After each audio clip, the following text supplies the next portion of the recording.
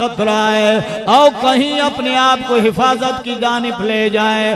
سرکار فرماتے ہیں سنو میرے صحابہ، وہ کتنے عظیم لوگ ہیں جن کا قصہ میرا سونا نبی بیان فرما رہا ہے۔ بنی اسرائیل کے 3 دوستوں کا قصہ میرے آقا بیان فرما رہے ہیں۔ سرکار فرما رہے ہیں تینوں دوست ایک پہاڑ کی جانب دوڑنے لگ گئے، پہاڑ کے اوپر چڑھ گئے۔ سرکار فرماتے ہیں وہاں پہ انہیں غار نظر آئی، تینوں دوست اسے غار کے اندر چلے گئے۔ رب کی طرف سے کرنی کچھ ایسی ہوئی، جب بادل برسے، بارش ہوئی زیادہ، اوپر پہاڑ سے پتھر نیچے آیا، بین آتے آتے جس غار میں یہ بیٹھے تھے اس کی منہ کے اوپر آ کے رک گیا۔ ایسا چسپاں ہوا، ایسا وہاں ٹھہرا وہ پتھر، بھاری برکام، مکمل راستہ بند ہو گیا۔ روشنی آنے تک کوئی چانس وغیرہ نہیں تھے۔ تینوں دوست بڑے پریشان ہو گئے، ہم یہاں پہ اکیلے آئے، نہ فریاد سننے والا، نہ ہماری مدد کرنے والا، نہ کوئی یہاں پہ پہنچنے والا، نہ کسی کو خبر ہے کہ ہم کہاں ہیں۔ بس اب تو جان پہ بن چکی ہے، بس ہم مر چکے ہیں، یہاں پہ زندگی گزرے گی، جتنے دیر ہمارے ہاں ذات راہ ہے وہ تو کھاتے رہیں گے، آخر ہم نے مر جانا ہے۔ ہم 3 ہیں، پتھر بڑا بھاری ہے، اسے کون دور کرے گا؟ تینوں بیٹھے ہیں، بڑے پریشان ہیں۔ اللہ کا قرآن اعلان کرتا ہے والذین جاہدوا فینا لنہدینہم سبلنا۔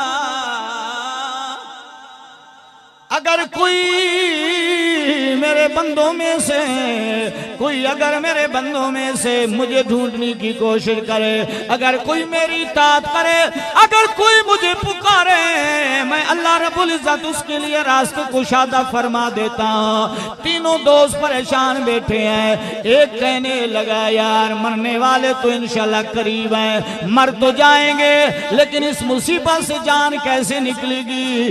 ایک کہنے لگا چلو ایسے کرتے ہیں، ہم اپنے علماء سے سنتے ہیں، اپنے نبی سے سنتے آئے ہیں، اگر کوئی مصیبت آ جائے اس وقت رب کی رضا کی خاطر جو آپ نے عمل کیا ہے وہ اللہ کی بارگاہ میں پیش کرو، اللہ رب العزت اس کی توسل سے مشکلیں آسان فرما دیتا ہے۔ ایک نے مشورہ دیا، دوسرا بول پڑا پھر ٹھیک ہے، سب سے پہلے میں دعا کرتا ہوں۔ آنکھ بند کر لی، جھولی کے نیچے نگاہ دوڑا لی، آنکھ بند ہے، اپنے دل کا تعلق رب کی جانب جوڑ دیا اور آنکھوں سے آنسو برسنے لگ گئے اور پہلا بندہ عرض کرنے لگا اے میرے اللہ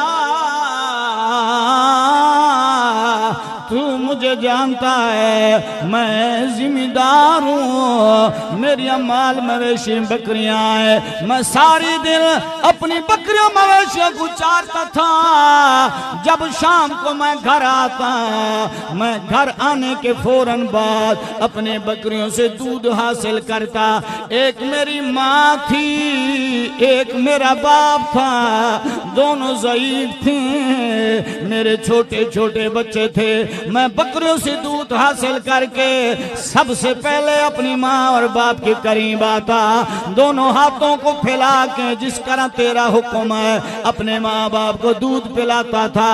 اے میرے اللہ یہ میرا روٹین چلتا رہا۔ ایک دن ایسا بھی آیا جب میں شام واپس آیا، میں بکریاں چراتے چراتے لیٹ ہو گیا، جب میں گھر پہنچا اندھیرا چھا چکا تھا، رات گزر چکی تھی، میں اپنے گھر کے اندر آیا، میری ماں بھی سو رہی ہے، میرا باپ بھی سو رہا ہے، میں نے بکری کا دودھ لیا اپنے ماں باپ کے سرانے آیا، میری ماں بھی سو رہی ہے، میرا بابا بھی سو رہا ہے، میرے چھوٹے چھوٹے بچے میری قدموں میں آ گئے اور کہنے لگے بابا تیرے ماں باپ تو سو رہے ہیں، ہمیں دودھ پلا دے۔ میری گھر والی کہنے لگی یہ چھوٹے بچے ہیں ان کو پہلے دے دے۔ میں نے کہا میری بیوی یہ تو میرے دل کے ٹکڑے ہیں، لیکن میں بھی کہیں کہ دل کا ٹکڑا ہوں، میں بھی کسی کے دل کا ٹکڑا ہوں، یہ تو میرے جگر کے ٹکڑے ہیں، میری روٹین ہے، میری عادت ہے، جب تک ماں باپ کے پیٹ میں دودھ نہ جائے مجھے رات کو نیندر نہیں آتی، مجھے رات سکون نہیں آتی۔ اے میری گھر والی، جیسا کیسا بھی ہو بچوں کو سلا دیں، میں ماں باپ کی خاطر ساری رات جا کے گزاروں گا۔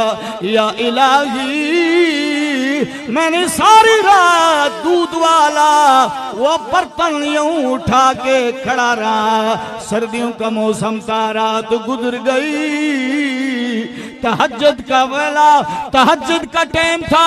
میاں عارف کھڑی رحمت اللہ علیہ اس ٹائم کا نقشہ کھینچ دے ہیں۔ میاں رحمت اللہ علیہ کھڑی رحمت اللہ فرماتے ہیں پچھلی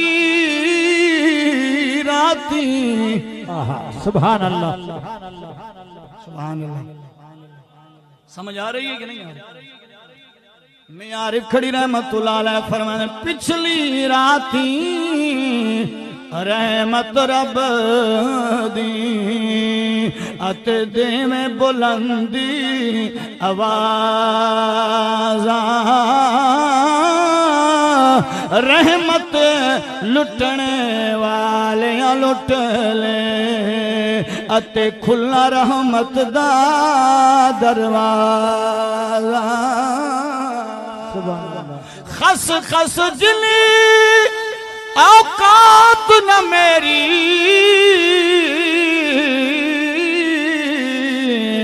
اتے صاحب نو بڑیاں،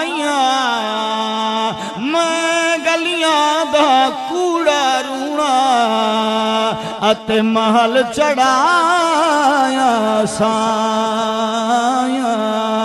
میں گلیاں دا روڑا کوڑا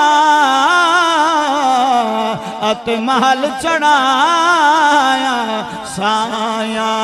اپنی بیوی کو کہنے لگا میری بیوی تو بچوں کو سلا دے، میں نے اپنے ماں باپ کو دودھ دینا ہے۔ یا الہی، ساری رات گزر گئی۔